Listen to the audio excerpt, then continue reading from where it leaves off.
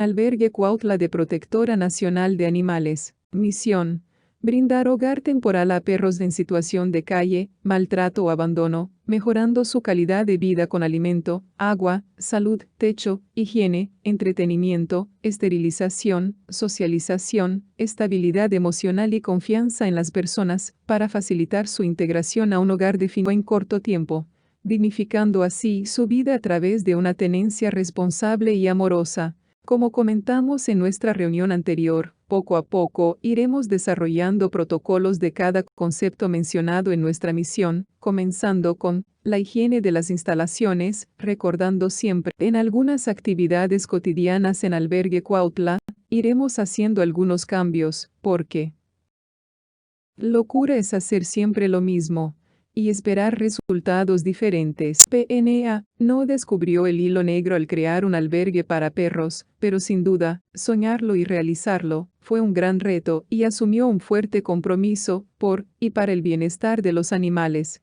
En algunas ocasiones en Albergue Cuautla, hemos actuado de manera empírica o por intuición. Ha sido un largo camino, de arduo trabajo de muchas personas, para llegar hasta donde estamos ahora. Afortunadamente, hoy tenemos la oportunidad de aplicar las enseñanzas que expertos internacionales en albergues para animales comparten para mejorar día con día las condiciones de bienestar de los pequeños. Y ASPCA es la Sociedad Americana para la Prevención de la Crueldad a los Animales, que comparte esta tabla de referencia rápida para la desinfección de albergues. Después de las siguientes exposiciones, veremos con detenimiento estas recomendaciones.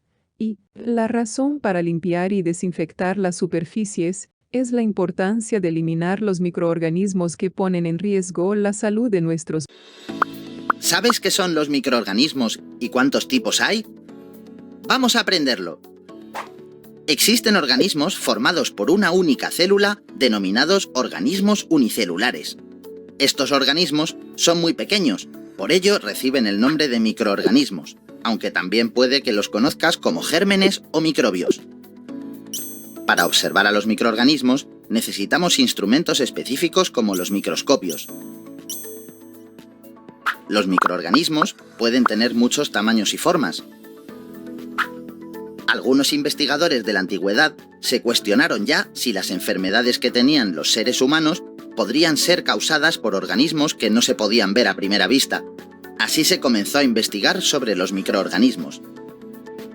Anton van Leeuwenhoek fue el primer investigador que comenzó a observar los microorganismos en el siglo XVII.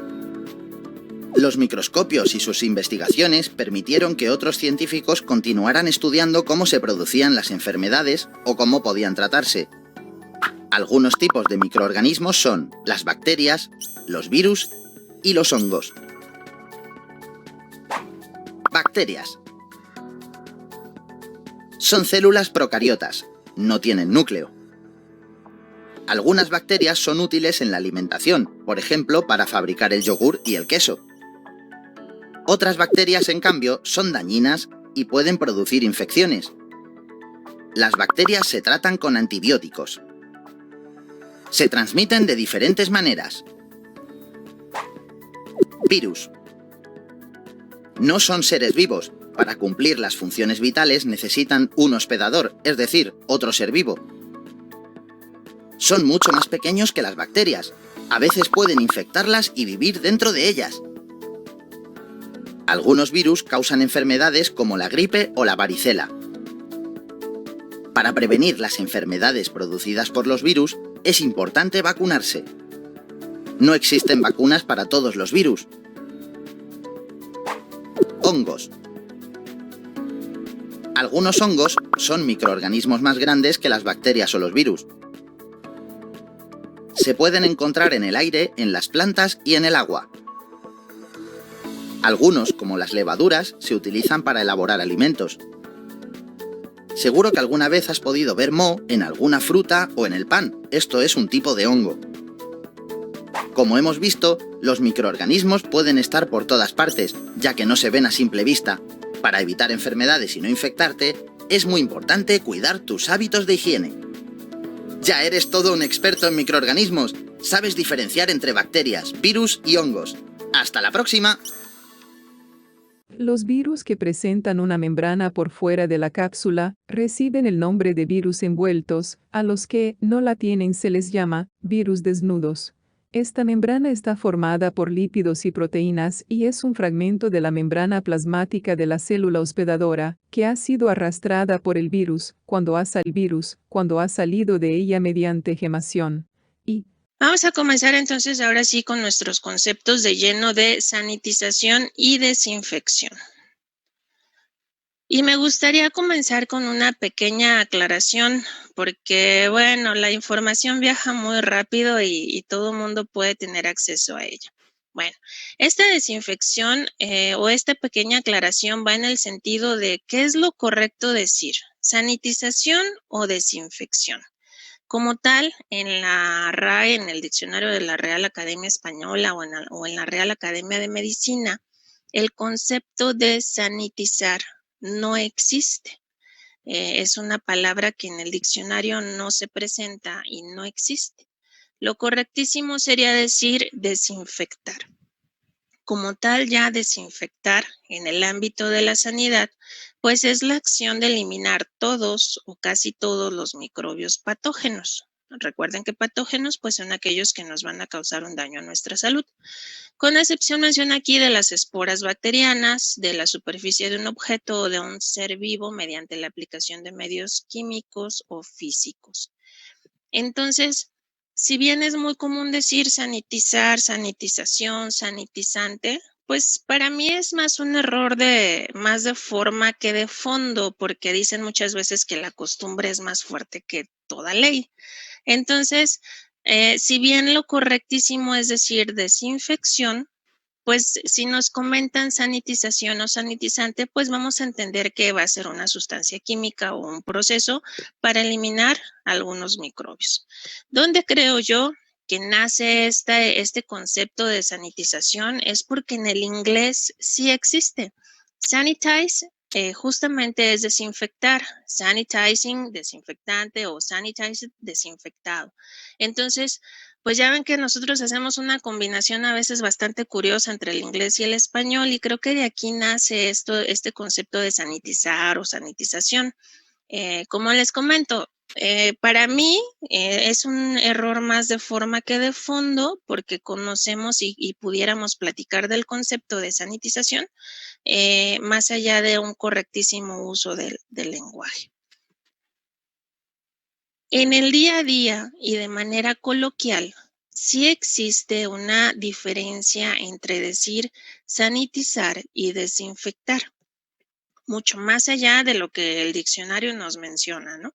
Esto es nuestro día a día y la diferencia que pudiéramos encontrar entre estos dos conceptos. Vamos a hablar un poquito de ello. La sanitización como tal en nuestro día a día tiene el objeto de reducir la mayor cantidad posible de microorganismos, sí. Vamos a llevar nuestras superficies a un nivel inocuo, es decir, que ya no nos genera ninguna enfermedad, ya no es peligroso para nosotros. Entonces, sí vamos a matar, vamos a eliminar microorganismos, no muchos, no estamos hablando en un alto nivel, pero sí esa superficie o este vegetal, verdura, etc., etc., va a quedar en un nivel seguro para su consumo o para su contacto humano. Un proceso regular de sanitización lo que requiere son 4 pasitos. Primero, un enjuague o donde vamos a eliminar el exceso de suciedad visible. Una limpieza donde vamos a aplicar agua y jabón, agua y detergente común y corriente que se utiliza para hacer una limpieza. Tercer paso, un segundo enjuague o aclarado donde vamos a eliminar el detergente. Y por último, la aplicación del sanitizante o desinfectante que le llamaríamos nosotros. Entonces, serían estos 4 pasitos a seguir para un proceso regular de sanitización. ¿Qué es entonces la desinfección en nuestro día a día? Bueno, la desinfección será entonces el método o el proceso más efectivo de limpieza. donde vamos a eliminar o a matar una gran cantidad de microorganismos. En este sentido, sí vamos a poder hablar de un alto porcentaje, nos vamos a ir hasta un 99.99% de eliminación de microorganismos. Aquí habrá que ser muy cuidadosos en el método que elegimos, o más bien en la sustancia química que elegimos, porque sí tendremos que asegurar este 99.99%. Un proceso de desinfección es muy parecido al anterior que les comentaba, donde primero vamos a necesitar una limpieza. Vamos a aplicar algún jabón, algún detergente para retirar otra vez suciedad visible y vamos a retirar quizá con esta limpieza pues algunos microorganismos incluso. Vamos a hacer un aclarado donde vamos a eliminar este detergente y por último vamos a aplicar nuestro desinfectante, que justamente es ya la sustancia que va a eliminar o a matar los organismos patógenos. Entonces, a grosso modo y recordando, la diferencia coloquial o de nuestro día a día entre sanitizar y desinfectar es que sanitizar vamos a reducir, a eliminar una cantidad importante de microorganismos, vamos a llevar las superficies a un nivel inocuo, pero no podemos hablar de un altísimo porcentaje de efectividad. Sin embargo, una desinfección sí, vamos a llevar a un nivel tan alto que estamos hablando de un 99.99% de eliminación de microorganismos. Si todavía tuviéramos la necesidad de hablar de un proceso más elevado de desinfección, tendríamos que irnos a una esterilización, que ahí ese pues ya será utilizado muchísimo, por ejemplo, en el giro hospitalario, farmacéutico, ya muy específico y que sí necesitamos todavía un nivel más avanzado de limpieza y desinfección.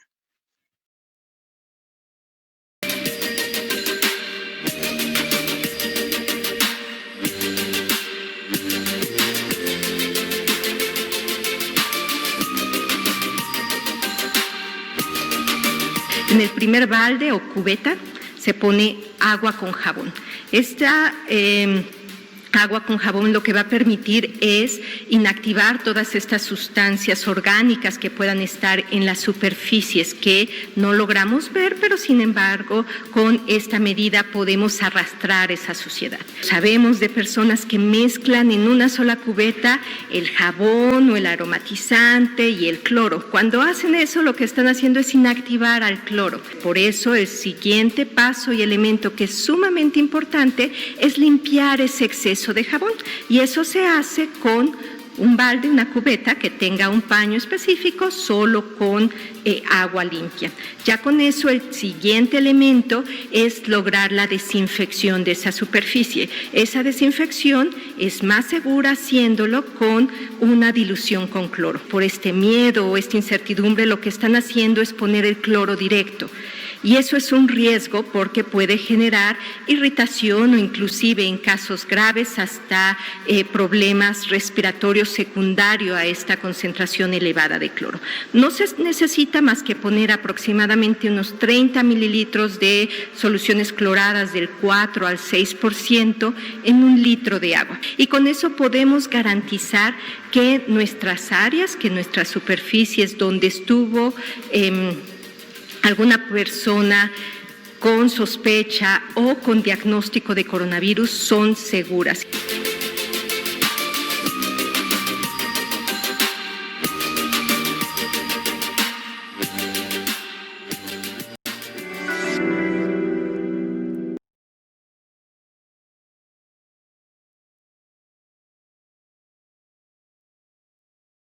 ¿Es efectivo contra virus desnudos? Sí, se debe diluir una parte de cloro por 32 de agua. Esto es, media taza de cloro por un galón de agua. ¿Es efectivo contra microesporas? Sí, se debe diluir una parte de cloro por 32 de agua. Esto es, media taza de cloro por un galón de agua. ¿Se inactiva con materia orgánica? Si entra en contacto con materia orgánica, el cloro pierde su poder desinfectante. ¿Requiere limpieza como un paso separado? Sí, el cloro no tiene actividad detergente. Se requiere una limpieza profunda. Estabilidad diluido. Una vez diluido en agua, debe ser utilizado antes de 24 horas. Tiempo de contacto recomendado. Para que surta efecto la desinfección, el cloro debe permanecer en contacto con la superficie por 10 minutos. ¿Requiere enjuague? Sí, requiere un enjuague riguroso para evitar quemaduras a los pequeños. Muchas gracias por su atención. Ahora, entremos de lleno a lo que nos ocupa y recordemos siempre que todo lo que aquí hacemos es por ellos.